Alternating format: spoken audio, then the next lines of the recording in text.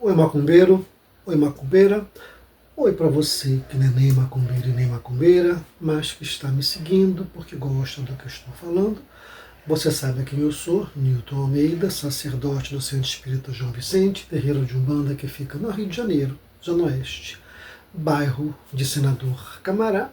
Esse é o nosso ciclo de estudos de mitos africanos. Hoje falarei sobre o orixá Euá, um orixá feminino complexo. E eu espero que eu consiga alcançar Euá para poder mostrar um pouco dela para vocês. Mas antes de falar de Euá, o nosso Cambono vai tocar a nossa vinheta. Cambono, toca a vinheta, por favor.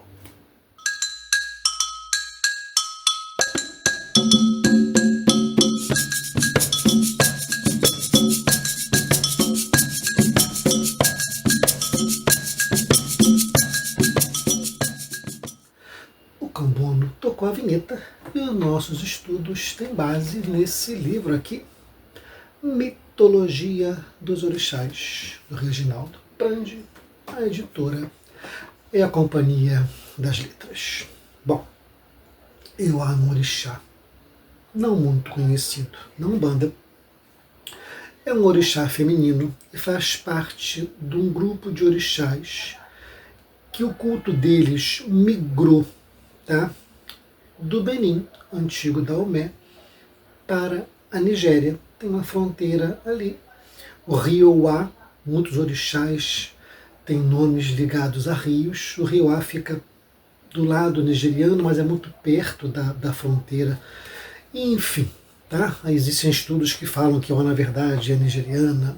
O negócio é que a maior fonte dos estudos nos fala que Euá faz parte da família de Nanã. Tá? Nanã, um outro orixá que a gente vai estudar. 4 orixás são entendidos como filhos dela. Um deles é Euá. Por que Euá é complexa, pessoal? Porque Euá, ela rege tudo que é escondido. Ela rege o segredo. Ela rege o que é difícil de ser alcançado. E é por isso que ela é entendida como a deusa da castidade, a deusa da pureza. Ela é conhecida como uma deusa virgem. Mas isso tudo traz uma confusão que o ser humano gosta. Eu não sei se ele tendencialmente ele confunde as coisas porque quer, ou se realmente é difícil de entender uma divindade. Tá? E é uma deusa bastante delicada e muito complexa para você se entender. Mas sem mais delongas, vamos tentar falar de Euá. Tá? Esses conceitos de pureza e castidade e virgindade, eles assumem, né, dentro da nossa visão, uma conotação muito ligada à sexualidade, e não é só isso. Tá? Se ela rege tudo que é intocado, tudo que é casto, a gente saindo desse mundo óbvio, né, do intocado sexualmente, vamos entender como uma deusa ela abrange vários âmbitos da vida, lembrando o âmbito material, o âmbito espiritual, o âmbito divino, tá? Mantendo ainda no âmbito material, Euá protege, rege, está presente na natureza intocada. Sabe áreas ambientais que são protegidas? Isso é um atributo de Euá, essa coisa da natureza intocada, onde o homem não alcança, onde existe mistério, onde os animais podem ser quem eles são sem o homem entender. É isso que é Euá. E ela rege então a neblina, já que ela rege os segredos, ela tem uma vibração, um encantamento com a neblina, com o que é misterioso. Voltando a falar um pouco, né, de castidade e de virgindade, vou tentar desmistificar isso, tá? O que é castidade? Né? A pessoa que opta por não se casar e não ter relações sexuais. Tá? O que é a pureza? Esse estado de manter-se puro. Vamos tentar falar um pouco da inocência. Existe uma diferença entre o ser inocente e o saber-se inocente. Você consegue me acompanhar? Porque o inocente, ele desconhece, né? Ele desconhece, ele nem sabe que ele é inocente.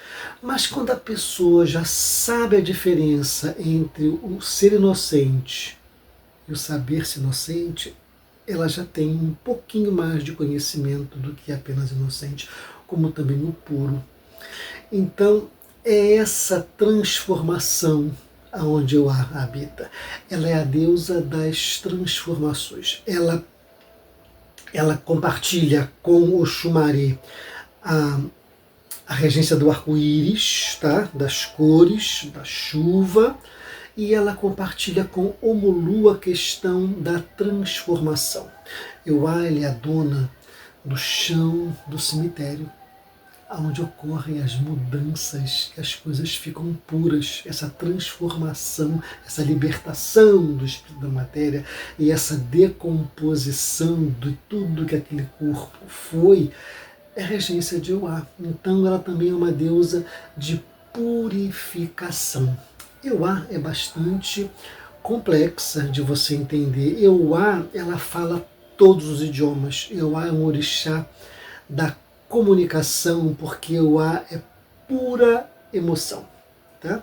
Eu espero falar um pouco mais de Euá para tentar chegar lá, mas como eu falei, ela é quase que intocável, como a neblina que ela representa, como essa pureza de ânimo, essa pureza de olhar para o mundo, essa coisa da castidade, tá? Porque você pode já ter tido relações sexuais, mas você pode permanecer casto, porque a castidade é muito mais uma virtude, aonde você sublima os teus sentimentos, aonde você traz para a tua relação com o outro um respeito tal e uma interação tal que você não usa o outro. Esse é o amor casto que a gente deveria buscar ou deveria praticar, tá? Não é essa ausência de sexualidade, não é essa ausência de afastamento das coisas mundanas e dos prazeres, mas é o você integrar dentro de você tudo que você tem de melhor e entregar para o outro com respeito, com harmonia. Aliás, Euá rege a harmonia da saúde. Euá é o orixá que rege o canto dos pássaros, canto humano, e também rege o silêncio, total ausência de som. Lembram de Yansan, que é o vento? Yansan rege o vento e a calmaria, a completa ausência de movimento do ar. E Euá rege tanto o canto, a harmonia do canto, como o total silêncio. Euá é muito bonita, Euá é muito interessante. Vamos passar para o mito? Nesse mito, Euá transforma-se em névoa. Como é que é essa história, Pai Nilton? Nanã, a mãe de Euá, Omulu, Ossan e Oxumaré, têm esses 3 filhos. Cada um tinha um atributo. Omulu, as doenças, Ossan, as folhas, Oxumaré, o arco-íris. Mas Euá era apenas uma jovem muito bonita, muito bonita. E Nanã a protegia. Tanto que Euá não sabia fazer mais nada. Ela só era bonita, muito bonita. E aí chegou a sua idade de casar. E vieram príncipes de várias partes do reino e de outros reinos para que Euá pudesse escolher o seu marido. Tá? Vinham todos, se apresentavam, se exibiam, e Euá não se decidia. Quando ela pensava que era um, daqui a pouco ela não queria. Pensava que era daqui a pouco ela não queria. Começaram então a fazer torneios. Quem venceria tal disputa, para que Euá pudesse então encontrar um pretendente que ela pudesse escolher. Faziam torneios, faziam disputas, alguém vencia e ela nunca estava pronto, nunca era o que ela queria, nunca estava satisfeita. Isso gerou ainda mais disputas e as pessoas começaram a lutar até a morte. O reino de Nanã virou um cemitério aberto, porque era corpos para todo lado. Isso trouxe doença, isso trouxe insatisfação, a própria natureza se revoltou, o sol ficou muito forte e acabou a água. Enfim, estava um caos danado e Euá não se decidia. Euá vai pedir conselhos a Orunmilá que ela podia fazer. E aí receitou-se que ela tinha que fazer, ela fez os ebós, fez os sacrifícios, o sol voltou a ficar mais ameno, a água voltou a brotar, mas Euá continuava indecisa. Ela começou a chorar. Ela chorou e ela começou a desfazer-se. E ela começou a evaporar. E ela virou uma neblina que envolveu todo o reino e todas as pessoas. E Orunmila disse que a partir daquele momento ela seria a regente das pessoas indecisas. Acabou o mito. O que esse mito está explicando para a gente, tá? Ele começa falando que Nanã protegia e protegeu demais Euá. Cada um tinha uma atribuição, cada um dos seus filhos. Mas Euá não tinha atribuição nenhuma pela superproteção de Nanã. Então, quando você superprotege uma pessoa, uma criança, você torna aquela pessoa incapaz de crescer, incapaz de se relacionar, não adaptada ao mundo. Foi isso que aconteceu com Euá. Ela não conseguia escolher o que era melhor para ela. Sempre alguém escolheu.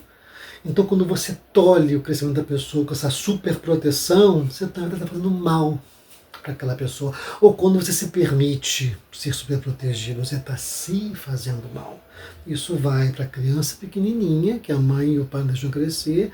Isso vai para o adolescente irresponsável, que mãe e pai não tomam ação. Isso vai para relacionamentos já de pessoas adultas, em que um protege demais o outro, um se coloca dependente demais do outro. Relações de dependência não fazem bem para ninguém. Esse mito está nos demonstrando isso, através dessa indecisão de Euá. E o mito fala como que a gente não vive sozinho. Todas as nossas ações ou faltas de ação interferem na vida dos outros. A incapacidade de Euá de encontrar um marido trouxe danos para o reino. As pessoas brigavam, as pessoas morriam, até o sol se zangou e a água secou. Então você precisa entender que as suas ações, ou a falta delas, interferem na vida das outras pessoas, sim. Da tua família, dos teus pais, do teu cônjuge, dos teus filhos. Sim, você não vive sozinho. Você interfere no mundo. Você está no mundo para conviver, para trocar. Mesmo que você se isole, de alguma maneira você vai influenciar o mundo. E Euá virou uma névoa. Ela estava tão indecisa. Ela não sabia fazer nada, não sabia o que fazer da vida, não queria tomar decisões. Ela se isolou. Ela tornou-se uma pessoa inacessível, nem a ela mesma. Então, como que essa incapacidade de relacionamento, de decisões, te isola do mundo?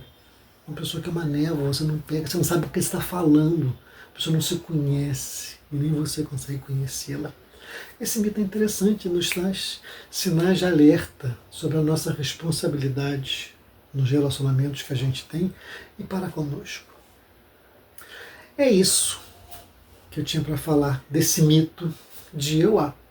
Temos mais um para conversar e eu espero que eu tenha conseguido chegar próximo de Euá, já que ela é tão distante, tão fugaz, e ela se esconde, que eu consiga ter trazido um pedacinho, um pouquinho de Euá para você entender esse orixá muito interessante, de coisas muito interessantes: castidade, pureza, respeito, sensibilidade na nossa vida. Tchau, boa reflexão para todos. Mabo, mabo, mabo, doidodó. Mabo, mabo, mabo, doidodó. Mabo, mabo, mabo, doidodó. Mabo.